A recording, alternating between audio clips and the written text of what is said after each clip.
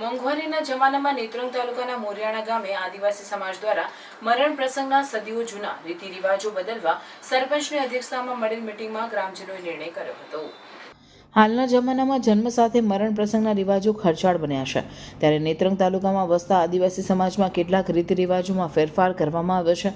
નેત્રંગ તાલુકાના મોરિયાણા ગામના સરપંચ રાજુભાઈ વસાવાની અધ્યક્ષતામાં મીટિંગ મળી હતી, જેમાં ગામના વડીલો, આગેવાનો તેમજ યુવા મિત્ર મંડળની હાજરીમાં સર્વાનુમતે 7 જેટલા રીતિ રિવાજો બદલવામાં આવ્યા છે।